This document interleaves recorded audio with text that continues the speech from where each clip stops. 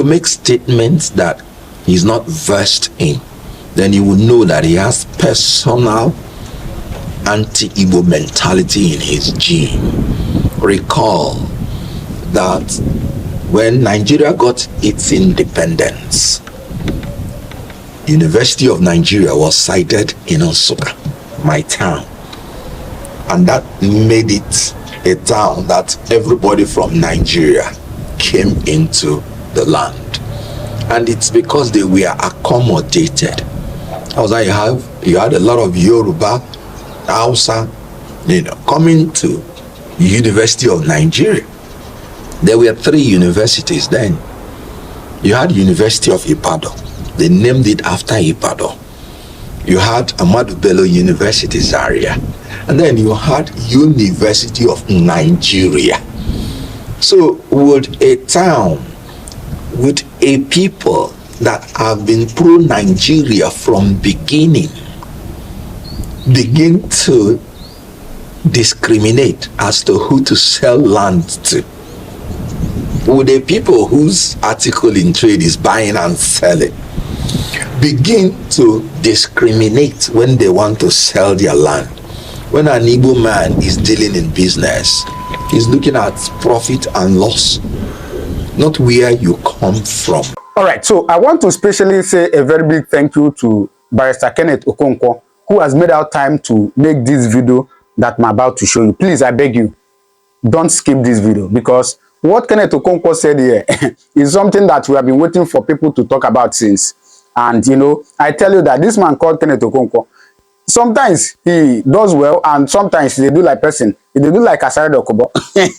Sometimes you see them speaking well, and sometimes again you see them speaking like people who don't lose not. But anyway, it's fine. This video is one of its kind, and the things he said there are 2 basic things that I really want you to listen. All right. Now, he talked about the issue of Igbo selling land. On November 22nd of November, just last month, Dr. Ruben Abati, a journalist on Arise TV, came on national TV and said that unfortunately, Igbos that are entrepreneurs that go to other states to buy land, buy hectares of land and build whatever they want to build. But unfortunately, when you go to their own land to buy land, they don't sell land to outsiders. And he made that statement and even gave some instances. And the instances he gave is about somebody, a word that somebody who has died said. So we are not even sure about that. So after making that comment, the video went viral online, and a lot of people commented saying it's not true. Dr. Ruben, you have said, you have said this out of ignorance. What you said is not correct, which is absolutely not correct, because I'm sure Igbo people sell land to outsiders. All right. So the following day, they still came on studio, and his colleague was telling him that, see, Dr. Ruben Abati, this thing you said yesterday has sparked a lot of reactions, and people are saying that it is not true. So please, can you take time to also say 1 or 2 things about that? Did you know what this man did? This man sparked and said, I don't care what anybody said, I don't care what anybody think. I have said my mind, and that is my opinion, and that is final. I wouldn't add anything, I wouldn't subtract. What I said is what I've said. And even his colleagues, Ojiokwe, was even telling him, please, it is our duty to clarify and make. He said, clarify what? He was just shouting at the top of his voice and was like, I said, God, are these people professional journalists that we have in Nigeria? People that their words has sparked reactions, negative reactions, and they still, can't come out to clarify and come out to clarify what he said. Honestly speaking, that was my basic concern. When he said about the issue of people Igbos not selling land, I didn't really feel anything. But my concern, or where I got upset, was that following day, they asked him to please clarify. And he said, he's not going to do that. Watch this video. Absolutely. Well, I wanted to just touch more on the issues in the Southeast. Yesterday, Dr. Abati, we took this story, and there was a flurry of reactions about whether or not the Igbo people sell land to outsiders. I don't know if you would like to address that, because there were a lot of, people from the Southeast saying that it is not true. No, I have no further comments on that subject. Okay. I was very clear yesterday. I was very specific. I made my point. I provided the context in which I was speaking. If people have a selective hearing, that is their problem. Well, one of the comments is that you cannot paint a whole tribe with one brush, and they have debunked Replay the tape again. Well, replay the tape. No, I was specific about what I said. I provided context. Right. Nobody should tell me any nonsense. Well, if people have a different opinion, they are entitled. No, there's no nonsense duty. I think it's our duty. If people have a different opinion, they have anthropological evidence to support it. They should say so. Well, it's not for me to reverse myself. No. I was just saying to clarify.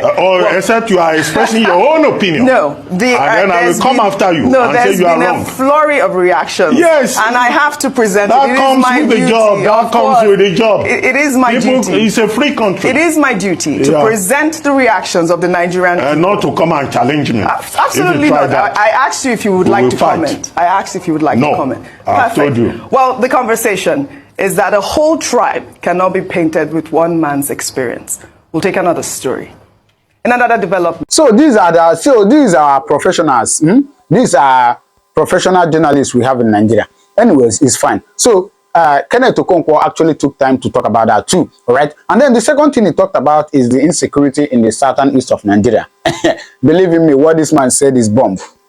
What this man said is bomb. You know, starting from the proscribing IPOB as a terrorist group to adoption of Nnamdi Kanu to, you know, should I say, the injustice is getting in the hands of Nigerian government and all that and all that. So he actually spoke a lot about insecurity as well. And believe in me, most of the things he said are, let me use that word. So please, you can't afford to miss it, all right? So just stay put, watch it to the end. And in case you are coming across my channel for the first time, do not forget to subscribe to this channel, right? Turn on your notification button so you get notified anytime I upload a video, right? So please just kindly watch this. Now, if Ndibo are doing well in real estate in Lagos and doing well in real estate in Abuja, where did they learn it from? They learned it from dealing in real estate from their own town, from their own place, because that is merely an expansion. You can't give what you don't have. Now, do you sell land to your own people? No. Everybody has land. If you are a man in Igbo land, you're entitled to a plot of land in your own land. So if there was any land sold by Ndibo, it is sold to people who are not Ndibo. And then, how can somebody ignorantly begin to make such statement? Ruben Abati simply celebrated his ignorance publicly. And let me tell you, he offended the legal profession, because in law, you don't condemn a people unheard. You cannot condemn a people without hearing from their side. He just said he borrowed a language from T.O.S. Benson without even knowing the context. And he ran to television and established it and asserted it as a fact. It's against the legal profession. And he condemned Ndibo unheard. What he would have done is to get an Igbo expert to be educated or present him on the studio to talk on behalf of Ndibo. He offended journalistic profession. Is either you are talking as a moderator or as a guest. When you're a moderator, your job is to bring opposing sides, interview two of them. They will give you their views. Then you allow the public to make up their opinion. Or you are a guest, and then you will be interrogated by the moderator, who will now be playing the devil's advocate to ask you cross-examination on the things you claim. But this is a man who just came on air, formed an opinion, and intimidated the journalists around him, and started saying it out without fair hearing and without allowing Ndibo to examine what he's saying, and without allowing any other journalist to cross-examine him. He has displayed absolute hatred, absolute anti-Igbo mentality, and absolute ignorance of both legal and journalistic profession. No wonder Ruben Abati is the first presidential spokesperson that spoke an incumbent president, democratically elected president in Nigeria, to defeat. It has never happened. President Goodluck Jonathan, an incumbent elected, democratically elected government, elected president. Ruben Abati is the first presidential spokesperson to speak him to defeat. And he acknowledged that it was his own ignorance. You know, after the regime of Goodluck Jonathan, he wrote a piece, "Is Aso Villa bewitched?" I said, because he will plan everything and think that what he's going to say is going to make a point that everybody will love it, and we turn that everybody will turn against what he's saying. No, Aso Villa is not bewitched. The only person that is playing the role of a witch here is Ruben Abati. When he was the presidential spokesperson, he was ignorant of what he was doing. He was incompetent. And then he's blaming witches and wizards. Witches and wizards have suffered in this country. And that was how he spoke his president, incumbent, to defeat. I don't want to remember how the only politician he accepted to be deputy governor to is a man who is internationally, wanted for some drug dealing issues. And this is what a man who is purporting to be a man of integrity, this is the person he agreed to be his deputy governor. As a politician, he has failed woefully and will continue to fail. And he should stop living his disaffection of politics because of his failure.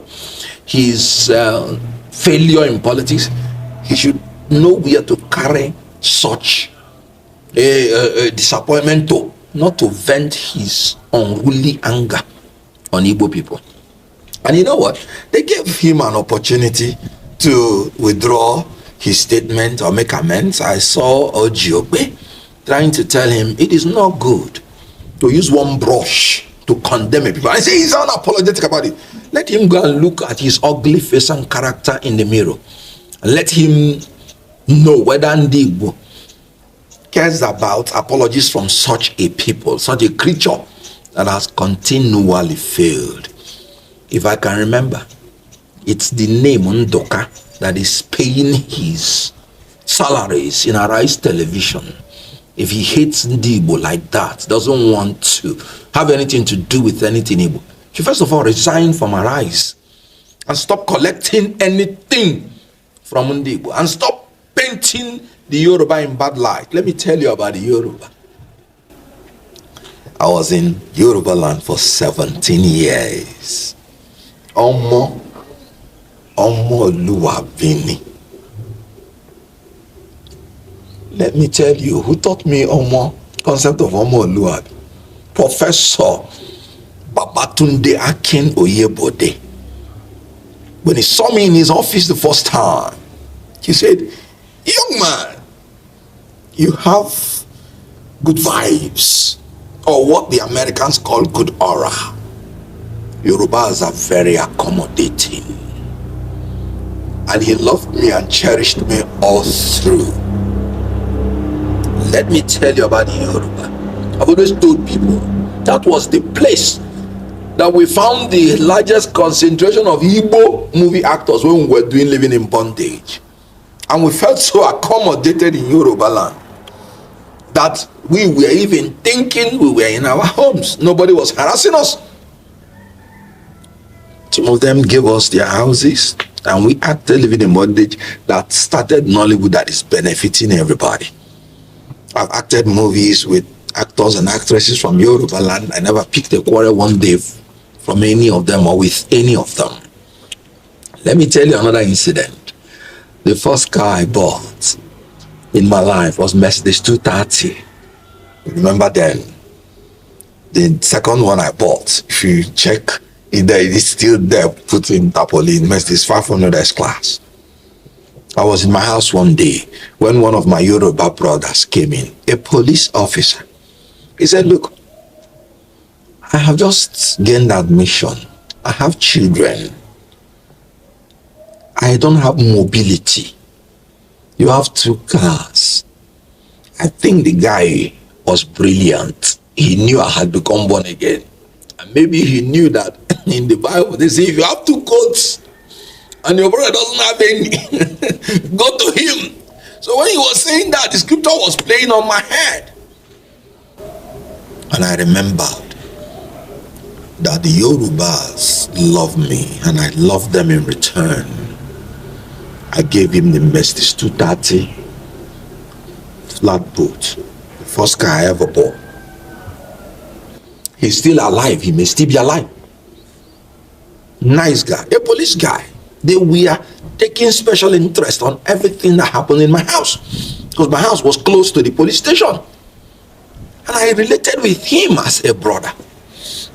Especially when I remembered how Fajui told the people that wanted to kill Aguiyi that you will not take him. They killed him too. When people begin to say Yoruba people are this and that, no, you don't paint a people by the action of a person because that person is not doing it in their name. Whatever Tinubu or Ruben Abati is doing is not in the name of the Yoruba. It's in their names. We should be holding people personally responsible. Assuming without even considering. It's one Igbo man that made that comment. Why would you attribute it to the entire Igbo people? If an Igbo person say, I don't want to sell my land to you, why would you go and say, Igbo, do not sell land to the strangers? How then are they very good astute business people? Let me tell you another thing that happened. For you to know the love I share with the Yoruba. When I went in to read for my master's in international law and diplomacy, all the Yoruba in my class, majority of them, they came together and said, I was going to be their president. I thought they were joking. Because there was an alumnus of University of Lagos that was there who was interested in that post. But they said, no. We have seen in this man, the little days we have been with him, that he has the intellect, the character to be a good leader. Another Igbo man was interested. I went to that Igbo man and said, look, step down for me. Because it's not good for us to go into this divided. Then I would have stepped down for you. But because it is this Yoruba people that came to me, if I step down for you, they would think I sold the mandate. He refused. And the Yoruba people insisted. Do you know, we went into the election and they voted for me and I won. And I used my resources. Then I was sitting pretty sure on some fortune, little fortune as the first actor that acted the first movie that started in Hollywood. I used my little fortune, did so well for them, even had a dinner for them in Sheraton without asking for any annual dues from any of them. It was one good turn deserves another. So when you want to paint the Yoruba in any light, you know what I'm going to tell you? I love the Yoruba and they love me in return. And there is nothing a Ruben Abati and his ugly character and ugly content creation would do about it. Yoruba people are accommodating, they are loving. Both males, both females. I've acted with them on stage, I've dealt with them. I lived in that land for 17 years. I was born in the southeast. So my stardom was born in the southeast. It rose in the southwest. And now it is shining in the north. What a Nigerian. So you can see why I'm in love with southeast, I'm in love with southwest, and I'm in love with the north. Because I have interacted and I have been in all these places and they have blessed me and I will bless them in return at any opportunity. So what Ruben Abati said was unfortunate, uncalled for. He reflected his own anti-Igbo hatred and he will be held accountable. And like he himself said, he said he's unapologetic about it. Just as I am totally unapologetic about what I'm saying about him. One thing he was quoting. It has been established that the man is even an in-law to Igbo people. And the content of it is that when the man wanted to buy land, they told him, no, you are our in-law. We will not sell land to you, we will give you land anytime you want to come to build. So people's goodness, because of his anti-Igbo position, is now being misconstrued. The man was actually saying how happy he is being an in-law to Ndim. And if you saw Theo Benson, you saw that he continued dressing in a cute form. The wife will make sure that he comes out best with that his, and he was just looking cute until he passed on. And so when you want to talk about the people, be very careful. He said he doesn't have apologies. Yes, that's how evil people do. But I want to remind you, the evil that men do live after them is in the internet. We will always remember that evil he has spoken and done against Ndim until he retraces it and withdraws it. Ndim sells lands to anybody that can afford it. Come to my place. I'm the son of a man who dealt in real estate. And once you can afford the money, you have any choice of land you want. We are the custodians of University of Nigeria. Every Nigerian is welcome in our home, even before we were born. The Constitution said the primary duty of a government is the security and welfare of its people. In Nigeria, it's even illegal for you to possess firearms. So a group of people who are non-state actors are terrorizing the southeast. And all the police people are doing, the security agencies, to establish roadblocks from Enugu to Onitsha. 45 minutes drive, you have more than 30 roadblocks. They are roadblocks of extortion. And yet they are saying insecurity in the southeast. How possible? You don't give people, you don't even give a state government the power to defend itself. People are ordered to stay at home. And when any of them comes out, they will be shot down. They will be killed. And you, the government, you are not providing adequate security. And you're blaming the people. Let me ask you, how many times have they blamed Northeast for the insecurity visited on Northeast by the insurgents? How many times have they blamed Northwest for the banditry, for the terrorism, for the robbery, for the insurgency that is going on in the Northwest? Farmers' headers clash in the North Central. In the Southwest, you saw how many traditional rulers have been killed, assassinated. In the South, you still hear about oil thieves. How many times do they blame those citizens for being the cause of the insecurity? And those ignorant men, those incompetent men in government, those anti-Igbo people with anti-Igbo sentiments, they would want to blame Ndigbo for the insecurity in the Southeast. When IPOP started, it was the Southeast governors that came together for the first time to prescribe all the activities. No other governors of any of the geopolitical regions have ever done that. Yet they're opening their mouth to say the insecurity in the Southeast is caused by the people of Southeast. No, it's caused by the incompetence, corruption of the ruling elite. Since 1999, nobody from the Southeast had become president or vice president, so how could it have been caused? This insecurity in the Southeast is not the worst in Nigeria.